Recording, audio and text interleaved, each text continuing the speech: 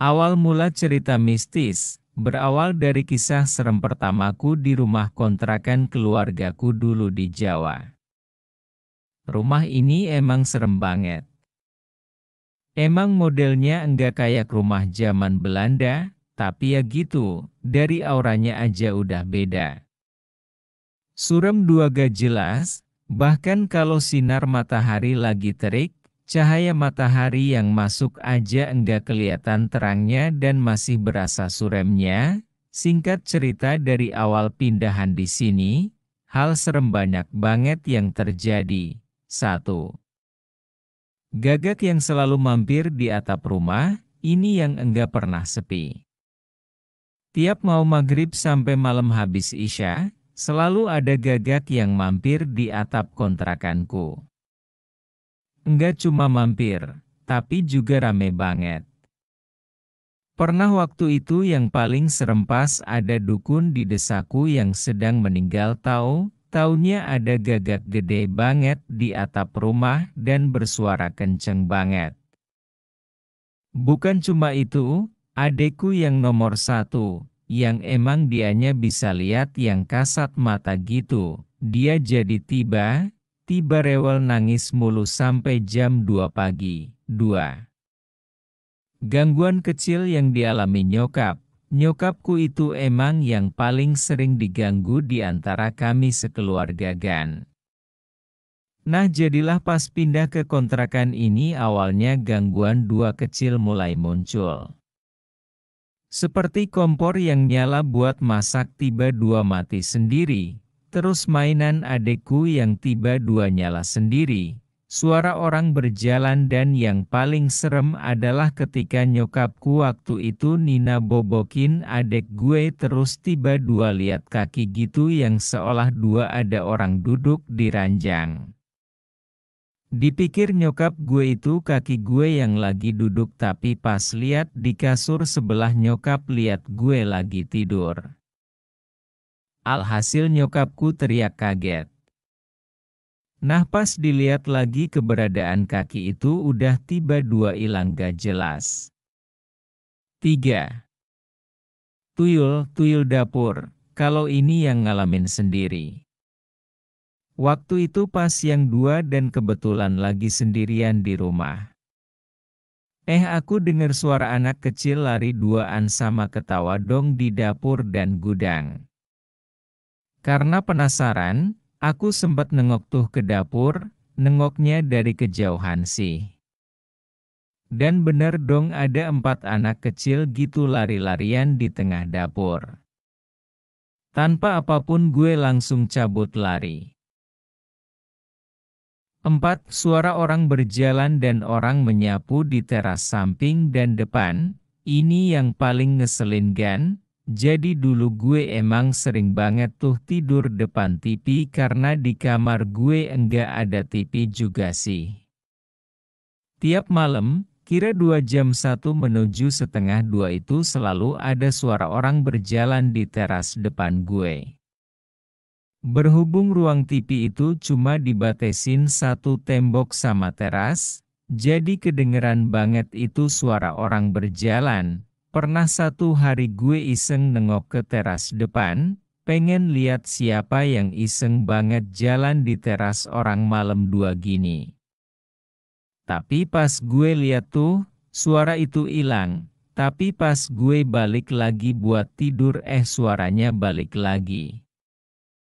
Sumpah gue merinding waktu itu, langsung cari kain buat nutupin muka gue dan tidur deh. Kalau suara orang menyapu itu datangnya dari tetangga sebelah.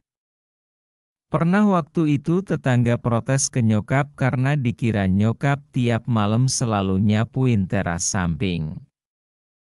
Yang diprotes bukan karena menjaga kebersihannya sih tapi suara berisik dari sapunya itu yang bikin risih. Diprotesin kayak gitu nyokap gue bingung. Soalnya dia enggak pernah nyapu teras malam 2, boro 2 mau nyapu, orang tiap pagi nyokap kerja dan malamnya harus ngurus adek gue yang masih bayi. Dan jadilah ini masih jadi misteri, Siapa yang malam 2 nyapu halaman samping gue?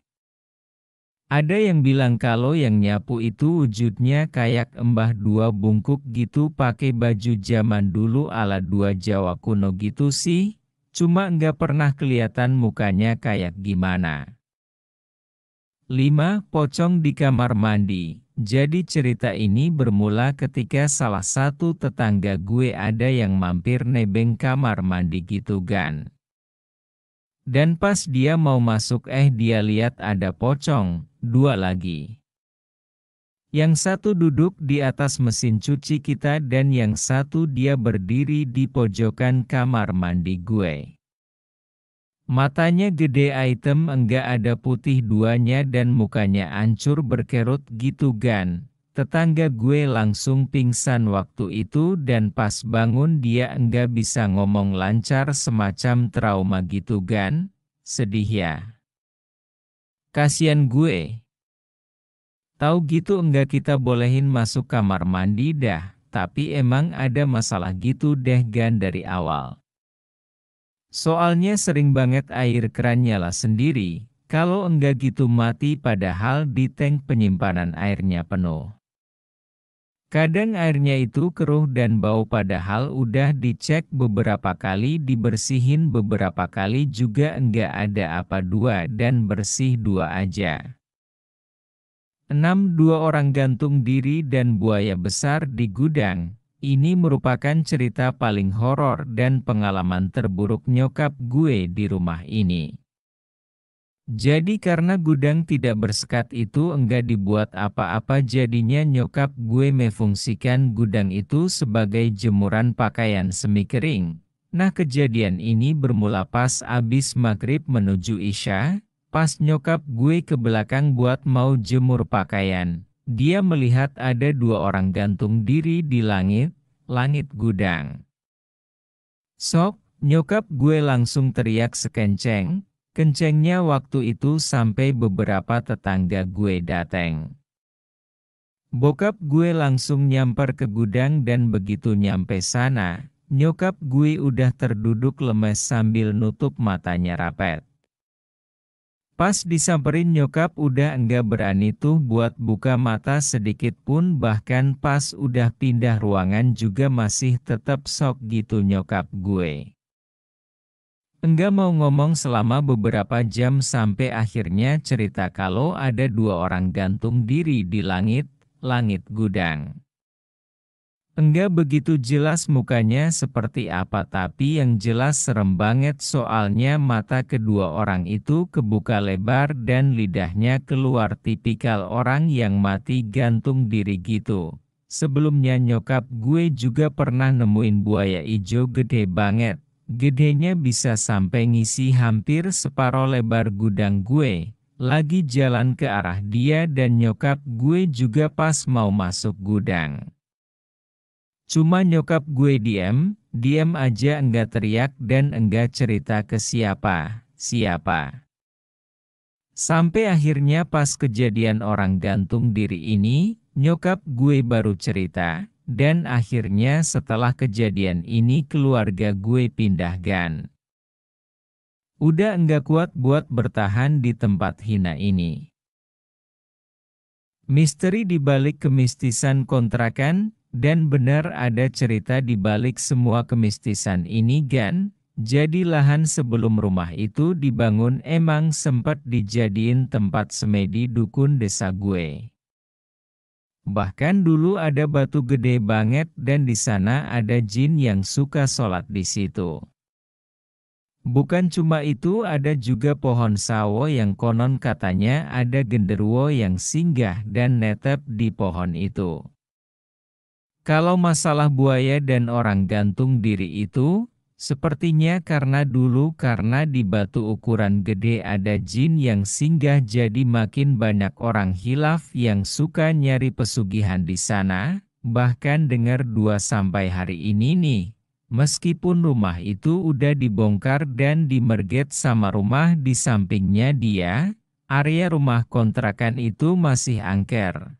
Masih sering ada penampakan pocong, anak kecil, DLL apalagi area rumah itu sekarang udah dijadiin kolam renang sama pemilik barunya.